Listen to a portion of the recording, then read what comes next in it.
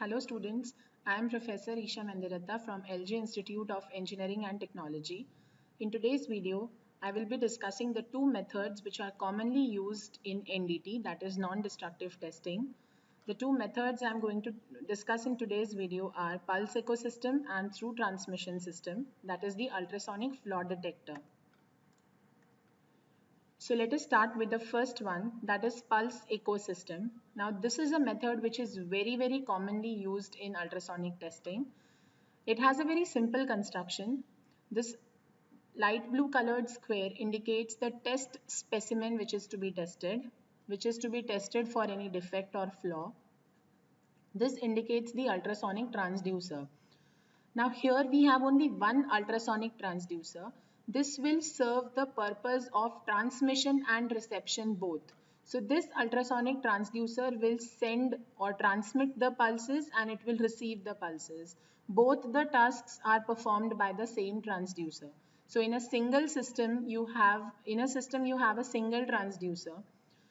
To achieve a better contact between the transducer and the test specimen, in between this space, you can use either glycerine or any coupler oil so that you have a smooth contact between the two. Let us move on to the working part. So here working, I'll be explaining you in two steps. Prior to that, here I have shown the specimen depth is D1. So suppose we consider that there is no defect present. So whatever transmitted wave is transmitted by the transmitter, the distance traveled by the transmitted wave will be d1. It will reflect back from the back wall. So this reflected wave will again travel a distance d1. So total distance traveled will be 2d1. You know the velocity of the ultrasonic wave transmitted based on the frequency. So if velocity and distance are known, we can come to know after what time the receiver is going to receive our transmitted wave. Getting it? So suppose the transmitted wave initial time is known, we can come to know exactly after what time it will be reflected back. Now let us start with the two cases. The first one we discuss is without a defect. The second one we discuss is with defect. So suppose there is no defect present here. So wave will go till the end, travel distance is d1, and from the end it will come back. Again travel distance is d1. So suppose in the graph below where y-axis represents amplitude and the x-axis represents time, we know after what time the reflected wave is going to come back. So this is the initial pulse and this is the back wall echo. If you just compare these two pulses, you can come to know the amplitude is comparatively less. Why? Because entire portion is not reflected back, only some portion is reflected, remaining is absorbed by the back wall. Suppose there is case number 2, suppose there is a flaw or a defect here. So all the amount of transmitted wave the transmitter has transmitted, the same will not be reflected back because some portion reflects back from the flaw. So in the diagram you can see that this portion has reflected back from the flaw. You can see on the CRO screen what is the time this smaller pip is seen. So depending upon this time, we can calculate this distance d0 which represents the flaw. This is how the pulse echo system works.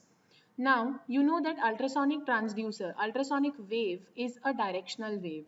So suppose you place it on the left corner, you cannot determine the defect which is on the right corner. So what is done is, the ultrasonic transducer is placed at a location and it is tested. Then it is moved and it is tested.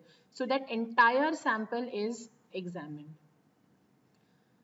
In this diagram, I will explain you the three possible cases. One, when there is no defect. Second, when there is a defect. And third, when the defect is very large. So suppose there is no defect, the transmitter will transmit and the receiver will receive. So total distance will be traveled and there will be only two pips seen. One is the transmission one and the other one is the back wall echo. And this time when the back wall echo is received, that is already known. Second, if there's a small defect over here, so you will be seeing a transmitted pulse and a back wall echo which has reduced in size, And between the transmitted wave and the back wall echo, there is a defect echo seen. Just compare diagram 1 and 2. You can see the back wall echo size has reduced because one, it has been absorbed, and second, some portion has been reflected by the defect. So that is the reason you see 3 pips and the back wall echo very small in size. And if you know this time interval, you can come to know exactly the location where the defect is present. Third case, let us consider if the defect is very, very large. So suppose there is a very large defect. What happens? The way the acoustic energy the transmitter transmits is not able to reach the back wall echo because the defect was so large that all the acoustic energy was reflected back from the defect. So just compare diagram 2 and 3. You can see that the size of this defect pip has also increased and there is no back wall echo. No back wall echo means no portion of acoustic energy was able to reach the other end. That means the defect was very, very large. And again, if you know this time interval, you can come to know exactly the location where the large defect is present. So this is how our pulse ecosystem works. Let us move on to the next one, that is through transmission system. So here the name itself suggests that through the transmitted wave, we will come to know whether the defect is there or not. Let us see how it works. Suppose this material is to be tested. So unlike the pulse ecosystem, here we use two different transducers. One acts as only transmitter, the other one will act as only receiver. So transmitter will transmit the wave which will be received by the receiver. So you will not be able to see the reflected wave. Here, whatever energy is being transmitted, the same energy will be seen by the receiver. So you already know what is the energy to be transferred. The same can be seen on the CRO screen. This indicates the amplitude given by the transmitter. The same was only captured by the receiver. But suppose there is a small defect present over here. So what happens when the acoustic energy encounters this defect? Some portion will be reflected back. It reflects back, but we do not know where it goes. But what happens because of this defect? The amount of energy the receiver is going to receive will decrease. Just compare these two diagrams. This was 100% energy being received and this is only part. So only part of it indicates some portion was reflected back. This is how the through transmission system works. Like the pulse ecosystem, let us again discuss three cases: no defect, small defect, large defect.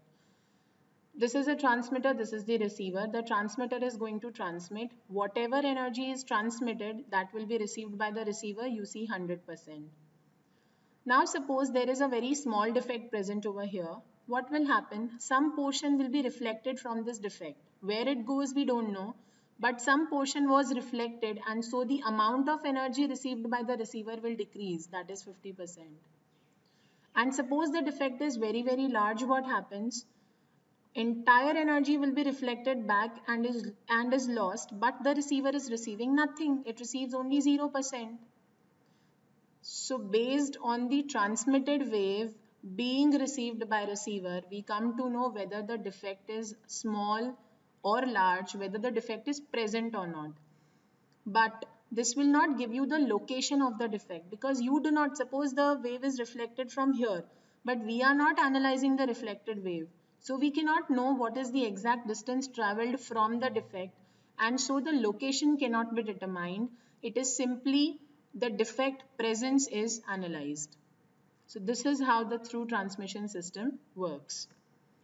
This is a block diagram of ultrasonic flaw detector wherein you have a timing section.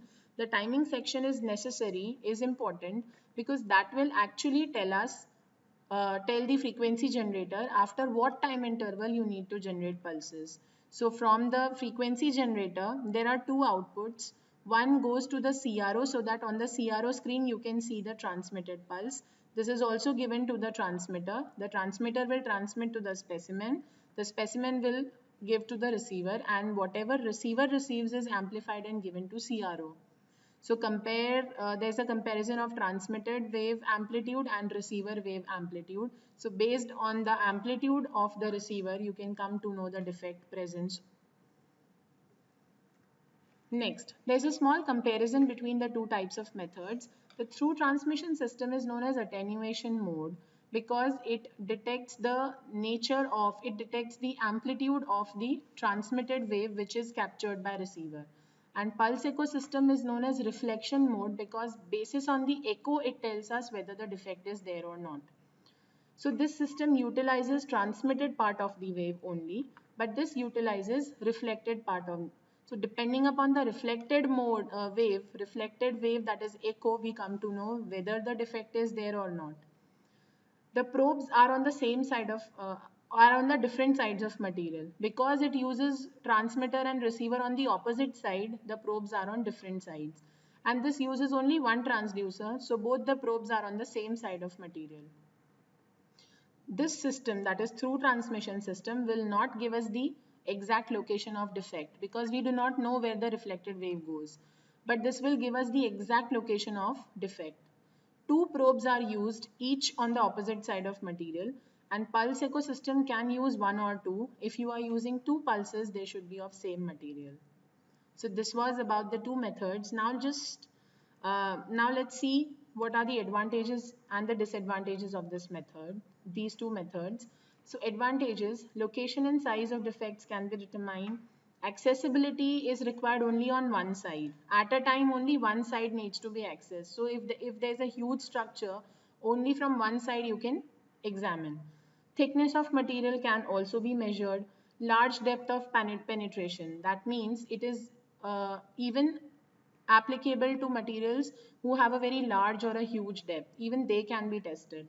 Cracks on the surface can also be determined. Almost all materials can be tested. Because it is a non-destructive method, because it does not destroy or damage the material, it can be used on any type of material.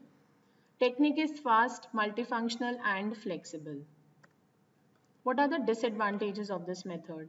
Adjustment of setup and election of probe depending on the testing is difficult. To set up the probe and the proper selection of probe is comparatively difficult. Coupling is necessary. Why is coupling necessary? As I had mentioned in the earlier part of video that you require any couplant so that there is an easy contact between test specimen and transducer. We should use any coupler, oil or glycerin.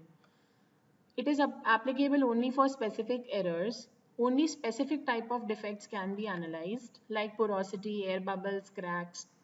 Types of error and direction has to be known. Inspector or trained technician has to perform this. So a person who is performing the test should be well trained. Permanent record of the flaw cannot be maintained. You can only see on the CRO screen, depending upon the pips seen on the CRO, we come to know whether there is a flaw or not. You cannot permanently record the flaw or permanently maintain the record of the flaw.